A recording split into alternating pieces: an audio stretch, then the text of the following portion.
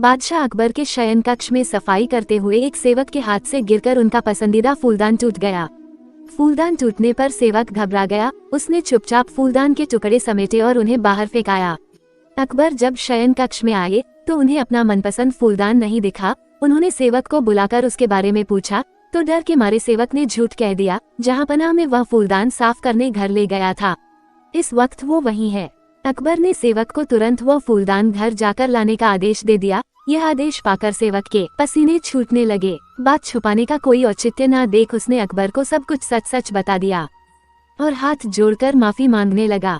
अकबर फूलदान टूटने की बात पर तो उतने नाराज नहीं हुए, लेकिन उन्हें सेवक का झूठ बोलना हजम नहीं हुआ और उन्होंने उसे फांसी की सजा सुना दी। सेवक गिड़गिड़ाता रहा, लेकिन अकबर ने उसकी एक न सुनी। अगले दिन अकबर ने दरबार में इस विषय को चर्चा का मुद्दा बनाया और दरबारियों से पूछा, क्या आप में से किसी ने कभी झूठ बोला है? सारे दरबारियों ने एक स्वर में इनकार कर दिया। जब अकबर ने बीरबल से पूछा तो बीरबल बोला, जहांपनाह, हर इंसान कभी ना कभी झूठ बोलता है। मैंने भी बोला है। मुझे लगता है कि जिस झूठ से किसी को नुकसान ना पहुंचे उसे बोलने में कोई बुराई नहीं है। बीरबल की बात सुनकर अकबर गुस्सा हो गए। उन्होंने उसे फांसी की सजा तो नहीं सुनाई, किंतु उसे अपने दरबार से निकाल दिया। बीरबल तुरंत दरबार छोड़कर चला गया। उसे अपनी चिंता नहीं थी, किंतु बिना बात के सेवक का फांसी पर चढ़ जाना उसे गवारा नहीं था। वो उसे बचाने की युक्ति सोचने लगा। कुछ सोच विचार उपरांत उसने घर की जगह सुनार की दुकान की राह पकड़ ली। सुनार को उसने सोने से धान की बाली बनाने कहा।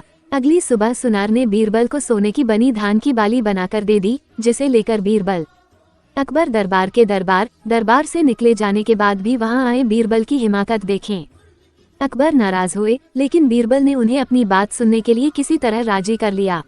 वह सोने की बनी धान की बाली अकबर की दिखाते हुए बोले, जहांपनाह, एक बहुत ही महत्वपूर्ण बात आपको बतानी थी, इसलिए मुझे यहाँ आना पड़ा। कल शाम घर जाते समय रास्ते में मेरी मुलाकात एक सिद्ध महात्मा से हुई। उन्होंने मुझे ये सोने की धान की बाली देकर कहा कि किसी उपजाऊ भूमि में इसे लगा देना, इससे उस खेत में सोने की फसल होगी।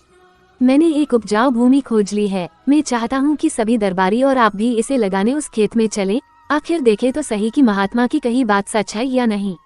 अकबर बीरबल की बात मान गए और दूसरे दिन एक नियत समय पर खेत में पहुँचने के लिए दरबारियों को आदेशित कर दिया।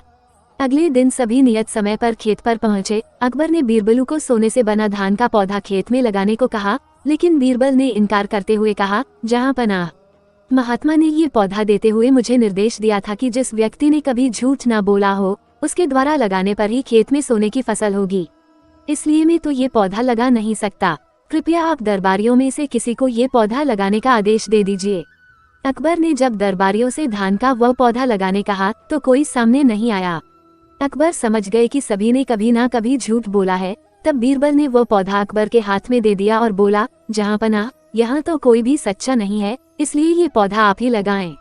लेकिन अकबर भी वो पौधा लेने में हिचकने लगे और बोले, बचपन में हमने भी झूठ बोला है, कब ये याद नहीं, पर बोला है, इसलिए हम भी ये पौधा नहीं लगा सकते। ये सुनने के बाद बीरबल मुस्कुराते हुए बोला, जहांपनाह, इस पौधे को मैंने सुनार से बनवाया है। मेरा उद्देश्य मात्र आपको ये समझाना था कि दुनिया में लोग कभी ना कभी झूठ बोलते ही है। जिस झूठ से किसी का बुरा ना हो वो झूठ नहीं है। अकबर बीरबल की बात समझ गए थे। उन्होंने उसे वापस दरबार में रहने दे दिया और सेवक की फांसी की सजा माफ कर दी।